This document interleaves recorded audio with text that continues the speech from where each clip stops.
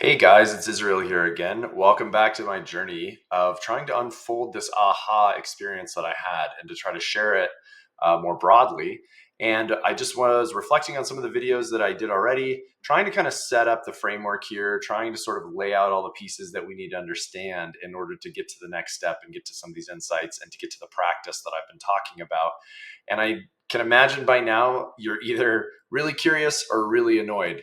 If you're really annoyed, it's just going to get more annoying. So you should probably, throw it in here. But if you're interested, I'm just going to keep going on this path. As I said, there's quite a few pieces that we have to talk about. It is all building to something. I'm trying to establish the language and the terminology that I'm going to use as I go forward in this video, kind of building off of, from scratch, I guess, a philosophical framework for talking about this principle. There's a bit of it that's spiritual. There's a bit of it that's scientific, a bit of it that's, archaeological. But a big part of it is scientific. And so I'm going to jump into a piece here that I mentioned before, but I want to go deeper on. And I think I maybe even misspoke a couple times. So I want to really make sure I make this point very clearly. And that's about how our subconscious brain compresses data. We know that our minds are receiving somewhere on the order of 11 to 12 million bits of data per second.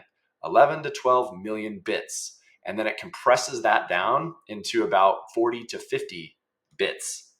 40 to 50 bits from 12 million. And so just to give you an idea, 12 million bits of data, a bit is one alphanumeric character. So 12 or 11 million, I'm just showing some articles here so you can see where these numbers are coming from. But whatever the number is, say it's 11 million bits, that is about the size of 3 New King James Bibles stacked on top of each other. Okay, so imagine all of that data that you're receiving. You're receiving it externally through your 5 senses. You're also receiving it internally through your nervous system, through your stomach, through your internal mind, like kind of giving you new ideas. One of the things that has to happen every second, your brain, your conscious brain can't think about all that data. And so it has to compress it. And so one of the ways it does that is through basically a transformation that takes place in your brain, taking those 12 million bits and squishing them down to about 40 to 50 bits. And so 40 to 50 bits is basically one sentence, right? And that is why, our minds are kind of limited by our ability to process this much data.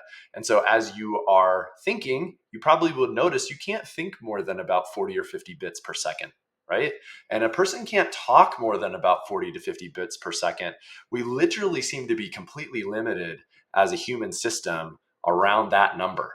And so then what becomes really interesting is trying to understand that transformation process that our brains are going through as it's taking the 12 million bits and compressing it.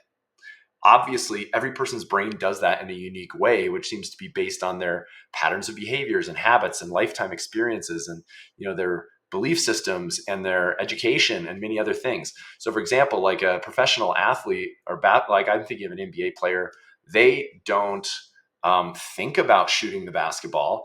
Their minds probably do a lot of the work for them because they've developed these patterns. They consciously developed the patterns, but over time they became systematically just sort of distilled into the way the body thinks about space and thinks about balls and thinks about hoops.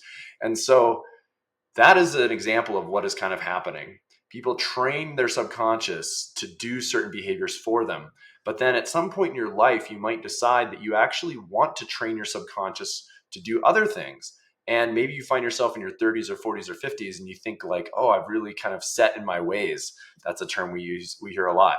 But in psychology, there's an important principle called neuroplasticity, which is the idea that the brain can be wired and rewired and rewired over and over and over. There's lots of ways to do it. But one of the ways to do it is to figure out how to tap into this subconscious process that is making a lot of decisions for us, if you think about it, right? Because it's looking at what's happening in the stimulus around us, and it's trying to decide how to pick out the important pieces and which pieces really matter and to elevate those and raise them to our consciousness. So I want to kind of make this point because it's so important to think about how our subconscious brain takes a huge amount of data, compresses it, and it makes a huge amount of decisions for us. And it's only when we can get back into that hardware that we can try to figure out, how do I want my brain to make decisions for me? What is the most valuable to me?